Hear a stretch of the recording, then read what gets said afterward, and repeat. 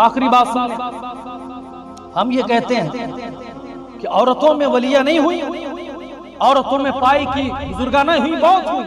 آپ حضرت رابعہ بصریہ کا نام سنے ہوں، ان کا نام رابعہ ہے، اس لیے رابعہ ہے چونکہ رابعون کا معنی ہوتا ہے چوتھا، عربی لفظ، چونکہ وہ بہنوں میں چوتھے نمبر پر تھی اس لیے ان کا رابعہ نام ہے۔ بصرہ سے تعلق رکھتی تھی اس لیے بصریہ ہے۔ رنگت ان کی کالی تھی مگر دل میں ان کے جو سینے میں جو دل تھا وہ مصطفیٰ کا مدینہ تھا۔ رنگت کالی تھی اور اتنے پائے کہ ولیاں ہیں کہ اپنے دور کے بڑے بڑے مردوں کو پیچھے چھوڑ دیا۔ سچ یہ ہے کہ وہ حقیقی سیدہ فاطمہ الزہرا کی کنیز تھی۔ ان کی شادی ہوئی تو ہر رات پاک صاف ہو کر اپنے شوہر کے پاس جاتی، عرض کرتی میرے سرتاج کوئی حکم ہو تو کروں اور حکم نہ ہو تو آرام کروں۔ شوہر کہتا کوئی حکم دیتا تو بس سر و چشم بجا لاتی، کوئی حکم نہیں ہوتا تو کہتا رابعہ تم جاؤ آرام کرو۔ تو آرام کیا کرتی؟ فرمایا ساری رات اللہ کی عبادت میں گزارتی۔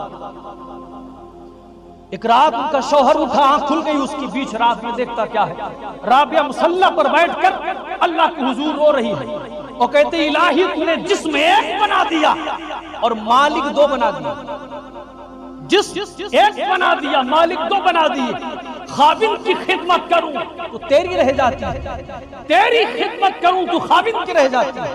اللہ اللہ، شوہر دیکھ کر اس کی آنکھیں پھٹ گئی، دیکھتا ہے آسمان سے نور آ رہا ہے اور رابعہ کے ارد گرد رابعہ کا طواف کر رہا ہے۔ سبحان اللہ، دیکھتا ہے اس سمجھ جاتا ہے رابعہ کے دل پر خدا کا راج ہے، خدا کی محبت کا راج ہے۔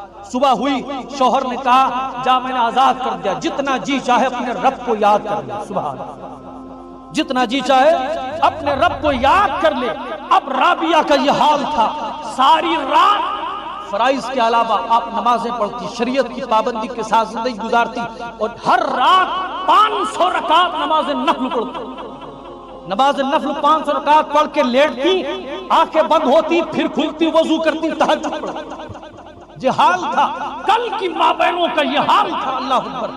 اور آج کی ماں بہنوں کا حال یہ ہے کہ انہیں نہ فجر سے مطلب، نہ ظہر سے مطلب، نہ عصر سے مطلب، نہ مغرب سے مطلب، نہ عشاء سے مطلب۔ شوہر خود نہیں پڑھتا، بیٹے خود نہیں پڑھتے، پورا گھر 8 بجے تک سوتا ہے اور صبح اٹھے گا، چائے ناشتہ بنے گا، اپنے اپنے گھر جائیں گے، کوئی چوراہے جائے گا، کوئی ہوٹل جائے گا، کوئی ادھر جائے گا، کوئی نیتا گیری کرنے جائے، سب پڑ جائے گا۔ یہ مسلمانوں کا گھر نہیں، مسلمانوں کا گھر یہ ہے جب فجر میں حی علی الصلاۃ کی آواز گونجے خود بھی اٹھو اور اپنے بچوں کو، اپنے گھر والوں کو جن پر نماز فرض اٹھاؤ اور ان کو پڑھنے کا حکم دو۔ یہ کرو، یہ تمہارے اوپر ضروری ہے، تم پر کہنا ضروری ہے، نہ کریں حساب وہ دیں گے۔ اللہ اللہ، میں عرض کر رہا تھا 500 رکعت نماز نفل پڑھتی ہر رات اور تھوڑا سا آرام کرنے کے بعد تہجد پڑھتی۔ ایک رات آپ نماز نفل پڑھ کے سو گئی تو آپ کے گھر میں ایک چور گھس آیا، آپ کے گھر میں ایک چور گھس آیا، اندر داخل ہوا تو دیکھا وہاں کچھ نہیں ہے، کچھ پیبند لگے، کچھ کپڑے پڑے ہیں، مٹی کے کچھ برتن ہیں۔ اب چور سوچنے لگا پتہ نہیں کس غریب کے گھر آ گیا، کسی امیر کے گھر جاتا تو کچھ کام بن جاتا، یہاں پتہ نہیں کس لیے آ گیا۔ تو غصہ کے مارے سوچتا ہے اب آ ہی گیا ہوں تو یہی سب لے کر چلتا ہوں۔ چادر بچھائی، اس میں مٹی کے برتن رکھے، ان کا کپڑا رکھا، گٹھری باندھی، جیسے اس کو اٹھایا اللہ نے آنکھ کی بینائی سلب کی، بینائی ختم ہو گئی، رکھا، بینائی پھر واپس آئے گی، سوچا میرا وہم ہوگا، پھر اٹھایا، پھر بینائی چلی گئی، پھر اٹھایا، پھر بینائی چلی گئی۔